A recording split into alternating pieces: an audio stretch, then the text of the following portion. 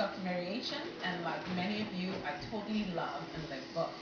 As promised last week, we have an exciting show for you. Today, our book pick is character. What makes a character good and therefore sustains the whole story? Professor Christina Belcher will be our guest today, and she will throw some light on that book pick. Our resident foodie, Sonia Francischini, has also decided to test our senses by giving us a mystery tea, which all our panelists are going to be sipping, and at the end of this episode, they'll try and guess where the tea is from. In our last episode, we pretend to travel to the locales where our books are set, and what better way to do that than through food? Again, Sonia will thrill us with a meal from one of the locales and share her secrets on how to make it all by yourself at home. At the end of our 4-week episode, we want you to vote for your favorite book. Which one have you been convinced to read this fall? Can't wait to get started? Neither can I. I'd like to introduce you once again to our panelists, and on my left is Joyce, and Joyce is championing The Alchemist. Welcome again, Joyce. Thank you. And then next to Joyce, we have Sam, and Sam is championing The Beach. Welcome, Sam. And then we have Tom, aka Gambino, and he is championing North Anger Abbey, which is set in England. So welcome once again. It's so good to see you again. The last episode we had a lot of fun talking about plot and the covers of books and so on. Let's start with you, Sam.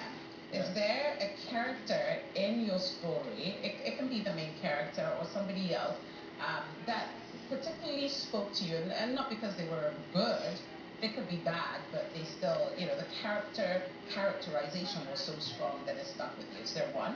Yeah, for sure. So the main character, a lot of the characters kind of revolve around the main character, Richard. But one in particular, Daffy Duck, Mr. Duck they call him. You never find out his real name. He's only alive in the first couple chapters, and then he dies. He's the one who gave Richard the map, and then he killed himself. Richard goes out to try to find out where this map takes him.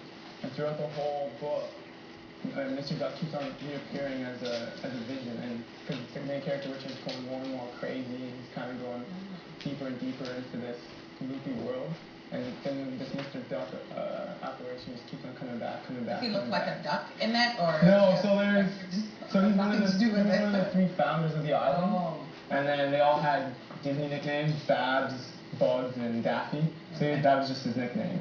But just as Richard goes more and more crazy, Mr. Duck comes back and he's more and more crazy, and the visions get deeper, and he starts talking to him in front of other people, so people start to think that Richard's going crazy, and they realize it. So that character and what he shows in Richard and what he shows about the island is just, to me, the best character. That's cool. So towards the end, he's still there, although he died much earlier on. Yeah, so he dies in the beginning, and then Richard sees him over and over again. And so at first he realizes that he's just a vision, and sometimes it's just in his dream, and then in the end he's like going on missions into the beach and doing things, and the character, Mr. Duck, is right there with him. And he starts talking to him in front of other people. That must really look creepy. Yeah. Tom, what about yours? I'm going to go a little strange here. Usually I would pick the bad guy. I love Richard III, I love Dorian Gray. But for here, I'm going to pick a character that doesn't actually exist. I'm going to pick the narrator.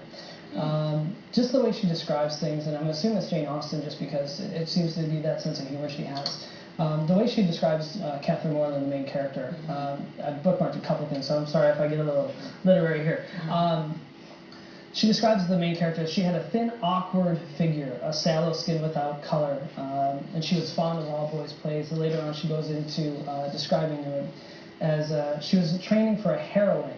She read all such books as heroines must read, and there's a sense of just cunning wit that says that she's not anything that she's describing right now, but allowing us to see that personality in each and every page, acting as a character now. And it's quite descriptive, as you were reading that, my imagination was just going. She just has a way with words, and the way she describes certain scenes, and how you feel really compelled for Catherine, and at the same time you're really repulsed by what she does, and her ignorance. It's special. Yeah. It's very special. It's really good writing. I think when you're able to do that, I mean, how many times have we picked up a book and before you know it, 2 or 3 pages into it, you just drop it because you don't identify with any one of them. Okay. And I found that the characters don't have to be good for you to identify with them.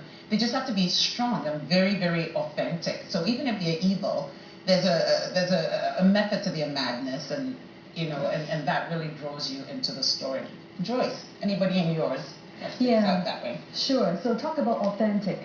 There is the old man. He owns a crystal store in the book, and he is one of the heroes to me. It was very low key in description in the book, but when Santiago, when all his money was stolen, and at the time he need to have money to buy his ticket to the next leg of his journey in search of the treasure. So he was left with nothing, but he was outside this crystal store. He talked to the storekeeper and said, "Can I work for you? I can clean your crystals, but please give a place for me to stay here so that I can earn my few dollars so that I can buy my ticket to Egypt." And the store owner was so kind. He just accepted his offer to say, "Sure, you can come in." And the book described this store owner to be an old man, kind of disillusioned because his business was going downstream. He really cannot afford to hire another worker. But I think he's very kind-hearted to know that Santiago wants to achieve his dream. So he just gave him this little space so that, "Okay, sure, you can help me." But at the end, he got blessed because Santiago was able to turn around his business by giving him very exciting ideas. So this old man is someone that I really love to hear more about from the book. Yeah, that's awesome. I really can't wait to read all these stories that you told me about. I just completed a novel myself, and the reviews that I've had so far, it's very interesting that it's not the main character that everyone seems to identify with or think that that was a great character. It's the mom in the story, just because she's such a mom. She just takes control over everything. Whether or not anyone needs her, she's there. And she's going to make sure that things happen. She believes that she knows what's good for her kid. And even though her daughter is married, lives about 3,000 miles away from her, she's in Africa, her daughter's in Canada, but she still pushes, she still does stuff. She picks up the phone and her daughter doesn't sound too well. She goes, "I'm catching the next flight out to Toronto." And she's like, "Mom, you don't need to come." She says, "I'm coming." And she just leaves and then she comes. And throughout the story, she does stuff that you would be disgusted by and you would be appalled by, but all in the name of love. And as a mom, I can identify, with that. In fact, one of my friends said, all your characters seem to be like her. These pushy women. I hope that doesn't say something about me. No one's judging. No one's judging. But it's true. Characters are just really, really great. And, that's why we have a character-driven plot. And what's the other one? Tom, you're the teacher. Don't come at me. I'm off duty. Plot-driven plot. Plot-driven plot. Plot-driven plot, right? Yeah. So yours would be probably a character-driven plot? You think yours too sounds like that? Very character-driven. Very character-driven. And Tom, yours? It's more situationally driven. Okay. Characters interacting with the environment, how they deal with the situation. So Right. obviously they poke and prod too. But Yeah. But you see, that's why we are left with that afterwards. You can't forget these characters, right?